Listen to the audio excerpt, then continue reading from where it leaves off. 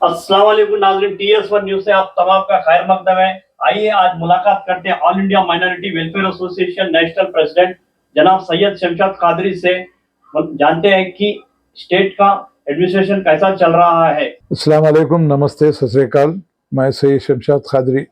National president all India minority welfare association, तमाम आवाम से और तमाम एम्प्लॉज से भी मैं मुखातिब हूँ। सबसे पहले तो मैं अभी हाल ही में जो है काउंसलिंग चल रही है, जिसमें हर किस्म की धंधाली हो रही है कि इन्हें ये सुना ये जा रहा है कि एक एक कैंडिडेट से उसके प्रमोशन के लिए मेडिकल एंड हेल्थ डिपार्टमेंट में हज़ारों रुपए वसूल किए जा रहे हैं। और एक रिकॉग्नाइज यूनियन जो 3194 रिकॉग्नाइज यूनियन के तौर पर जो काम कर रही है, वो ऑफिस बेरर का नाम नॉमिनेट करके वो उन इनोसेंट एम्प्लॉज से हज़ारों रुपए वसूल कर रहे हैं, ऐसा सुना जा रहा है। तो मैं ख़ास तौर से director health, commissioner family welfare and principal secretary medical and department से इस बात की मैं पुरजोर मुतालबा करना चाहूँगा कि इस ज़िमन में जो अब जो काउंसलिंग हुई है और कितने ऑफिस बेरर को रिकॉग्नाइज यूनियन कह के जो है कितने ऑफिस बेरर को उनको फिर उसी जगह पोस्टिंग दी गई है, जबकि हुकूमत के खुले अहकामात ये थे कि चाहे ऑफिस बेरर हो या चाहे कोई और दूसरा हो, 6 साल से ज़्यादा एक प्लेस पे उनको रखना नहीं था। मगर उसके बावजूद भी इन लोगों ने ऑफिस बेरर्स के नाम पर जो काउंसलिंग जहां हुई है, काउंसलिंग से में जो गुड़मुड़ करते हुए ऑफिस बेरर्स के नाम डाले। मैं समझता हूं कि 40 से 50 ज़्यादा ऑफिस बेरर दे दिए गए हैं। मैं खुसूसी तौर पर principal secretary government of Telangana Shrimati Mary Christina madam से IAS हैं, जिनसे मैं इस बात की जो है अपील करना चाहूँगा कि फौरी तौर पर इस जानिब तवज्जो देते हुए एक इंक्वायरी कमीशन बिठाया जाए और ये रिकॉग्नाइज यूनियन कैसी रहती है। मुझे एक बात ये समझ में नहीं आई, ये रिकॉग्नाइजेशन 2002 में दिया गया, जबकि आंध्र प्रदेश था, मुश्तरका रियासत थी। जब रियासत अलग हो गई, आंध्र अलग हो गया, तेलंगाना अलग हो गया, तो होना ये चाहिए था कि लेबर डिपार्टमेंट को नए इलेक्शन करा के फिर से नया रिकॉग्नाइजेशन दिया जाना चाहिए था। मगर वो 2002 का जो है रिकॉग्निशन लेते हुए ये 3194 जो यूनियन जो आज डिपार्टमेंट में काम कर रही है, उसके जो ऑफिस बेरर है वो काम कर रहे हैं, डिपार्टमेंट को मिसगाइड करते हुए, हुकूमत को मिसगाइड करते हुए जो है अपने ऑफिस बेरर्स को जो है हज़ारों रुपए, ऐसा सुना जा रहा है कि हज़ारों रुपए उन लोगों के पास से, एम्प्लॉयज के पास से कलेक्शन किया गया है। हम ये चाहते हैं कि हम किसी पे इल्ज़ाम लगाना नहीं चाह रहे हैं। हम principal secretary medical and health department, director health, commissioner family welfare से इस बात का हम मुतालबा करना चाहते हैं कि फौरी तौर पर इस जानिब तवज्जो देते हुए एक इंक्वायरी कमीशन बिठाया जाए और ये मालूमात हासिल किए जाए लेबर डिपार्टमेंट से कि ये जो जितने ऑफिस बेरर दिए गए हैं, क्या ये लोगों के टेन्योर खत्म हो गया था, इनका टेन्योर कब से कब तक था, इनके ऑफिस बेरर को जब इनको दिए गए थे ये जो तमाम चीजें लेबर डिपार्टमेंट से इनके जो है पूरे मवाद हासिल करते हुए अगर वो ऑफिस बेरर नहीं हो तो इस रिकॉग्नाइज यूनियन जो अपने आप को रिकॉग्नाइज यूनियन कहती है, उनके ऑफिस बेरर से, उनके प्रेसिडेंट से जो है उनके खिलाफ एक्शन लेते हुए ये तमाम जितने भी ट्रांसफर्स हुए हैं, जितने भी पोस्टिंग हुए, जितने भी कैंसिल हुए हैं, उनको कैंसिल करते हुए फिर नए तरीके से जो है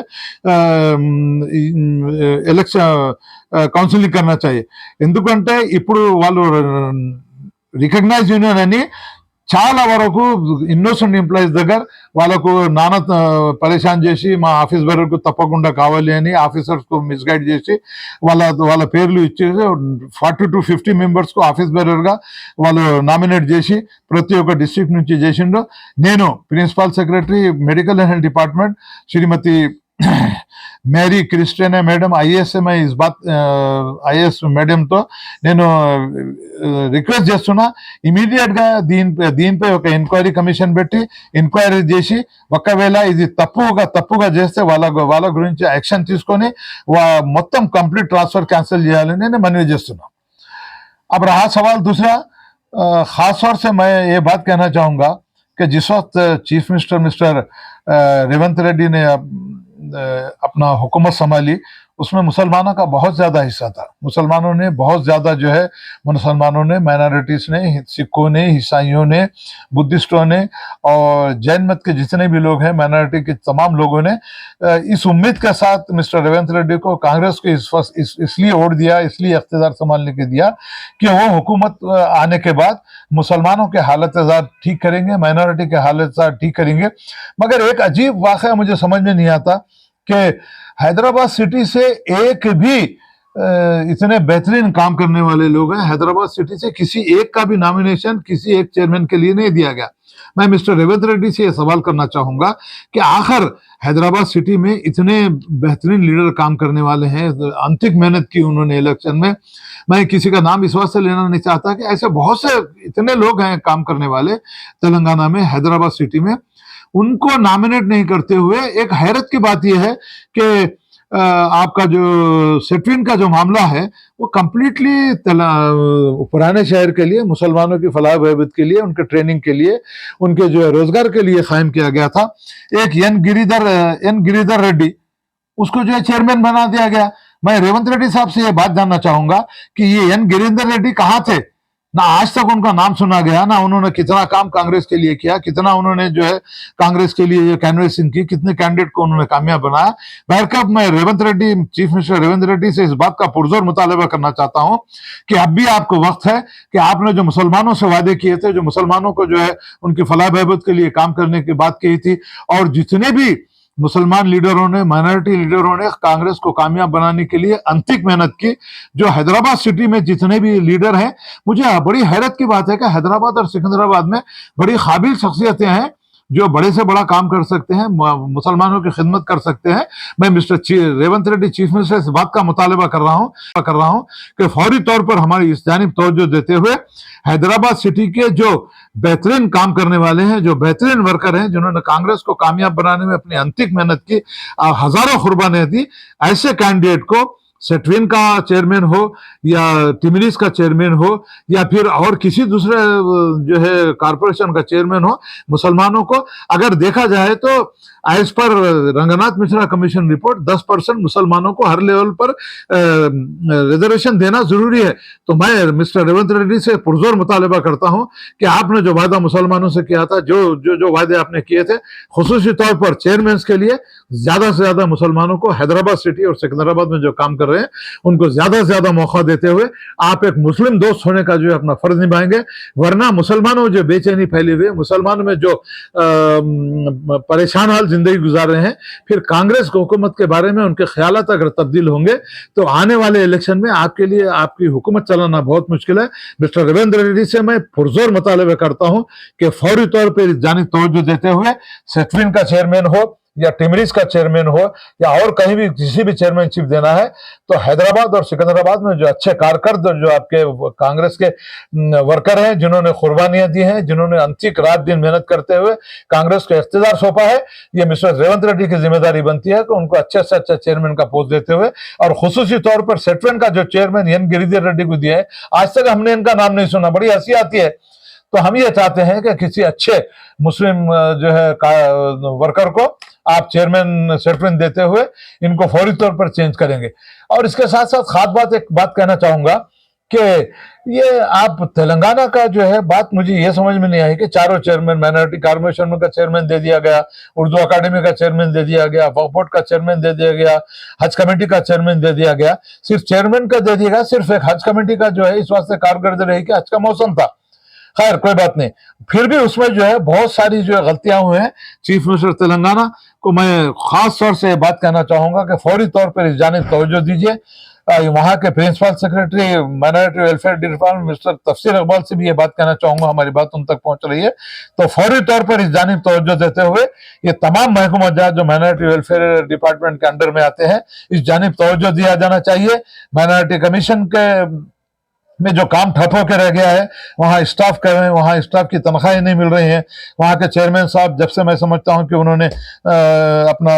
भाग संभाला, अपना जो ओहदा संभाला है, आज तक उनकी भी तनख्वाह नहीं मिली, वहाँ का काम ठप होकर रह गया है। तो मैं mister Revanth Reddy chief minister से कहना चाहूंगा कि फौरी जानिब इस जगह तवज्जो दीजिए। और एक बात मुझे ये समझ में नहीं आए कि मिस्टर अजमतुल्ला जो वक्फ बोर्ड के चेयरमैन हैं, उन्होंने टिमरीज को जो दो अनीसुल गुरबा में जो दो बिल्डिंगें अलॉट की हैं 8,000 किराए के ऊपर, उसको फौरी तौर पर मनसूख करते हुए टिमरीज को वहां से हटाया जाए। और टिमरीज का भी चेयरमैन जो कुरैशी को बनाया गया है, फहीम कुरैशी, आज तक उनका नाम नहीं आया। क्या आपके करीब रहने वाले, आपके साथ जो है आपकी चापलूसी करने वालों को आप जो है चेयरमैन बना के वहां बिठा दिए? किस वजह से मिस्टर फहीम कुरैशी को बनाया गया मुझे नहीं समझ में आया। मगर मैं ये चाहता हूं कि टिमरीज का जो दफ्तर अनीसुल गुरबा में शिफ्ट किया गया, उसको फौरी तौर पर वहां से जो है शिफ्ट करते हुए वहां पर जिस मकसद के तहत आरफन एज लड़कों के लिए, गरीब तलबा जो है यतीम बच्चों के लिए जो बनाया गया है, उसके लिए इस्तेमाल किया जाना है, ना कि जो है टिमरीज को दे दिए या किसी और को दे दिए। मैं चीफ मिनिस्टर रेवंत रेड्डी से फिर एक बात का मुतालबा करना चाहूंगा कि जिस तरीके से तेलंगाना, जिस तरीके से मेडिकल एंड हेल्थ डिपार्टमेंट में परसों जो काउंसिलिंग हुई है, उसमें जिस तरीके से धंधालियां हुई हैं, जिस तरीके से जो है रिकॉग्नाइज यूनियन ने अपना दबदबा जमाते हुए, ऑफिसर्स के ऊपर प्रेशर डालते हुए, वहां गुंडागर्दी करते हुए, जिस तरीके से ऑफिस बेरर, जो ऑफिस बेरर हो या ना हो, इमीडिएट वहीं खड़े खड़े ऑफिस बेरर का नॉमिनेट किया गया है। इन तमाम मामलों पर मेडिकल एंड डिपार्टमेंट में जो काउंसिलिंग हुई है, लेबर डिपार्टमेंट से तमाम मालूमात हासिल करते हुए, कितने ऑफिस बेरर थे, ये यूनियन कब रिकॉग्नाइज हुई, ये यूनियन के कितने ऑफिस बेरर हैं, कम से वो काम कर रहे हैं, इस जानिब chief minister Telangana mister Damodar Raj Narasimha से इस बात का मुतालबा करना चाहता हूं कि आप एक हेल्थ मिनिस्टर होने के बावजूद भी आपकी जिम्मेदारी ये बनती थी कि जब काउंसिलिंग हो रही थी तो ऑफिसर्स को इस बात का जो है इंस्ट्रक्शन देना चाहिए था कि साफ और शफाफ जो है काउंसलिंग होना था। मगर उसके बावजूद भी साफ और शफाफ काउंसलिंग नहीं हुई है। वहां जितनी धंधालियां हुई है, mister Raj Narasimha medical and health department के जो है मिनिस्टर है, इस जानिब फौरी जानिब तवज्जो देते हुए एक इंक्वायरी कमीशन बिठाते हुए, इंक्वायरी करते हुए, तमाम जो बदउनवानियों है उसके ऊपर एक इंक्वायरी करते हुए खाती अहदेदारों की तरफ उसके ऊपर जो है एक्शन लेना जरूरी है। वरना एक बड़े पैमाने पर एहतजाज शुरू करने का जो है हमारी एसोसिएशन का भी इरादा है और तमाम दूसरी जो यूनियन है, जो तमाम मुलाजिम मेडिकल एंड डिपार्टमेंट में काम करते थे, जिनके साथ नाइंसाफी हुए, वो जो है आगे बढ़ते हुए बड़े पैमाने पर एहतजाज करने वाले हैं। तो मैं मिस्टर रेवंत रेड्डी, मिस्टर राज नरसिम्हा से, दामोदर राज नरसिम्हा से इस बात का मुतालबा करता हूं कि फौरी तौर पर जानिब तवज्जो देते हुए जिन्होंने काउंसलिंग की है, क्या वो काउंसलिंग सही तरीके से हुई या नहीं हुई, इस जानिब फौरी तवज्जो देते हुए एक इंक्वायरी कमीशन बिठाते हुए फौरी तौर पर खाती अहदेदारों के साथ और रिकॉग्नाइज यूनियन जो अपने आप को कहती है 31 यूनिट रिफर, उनके खिलाफ भी सख्त से सख्त एक्शन लेंगे।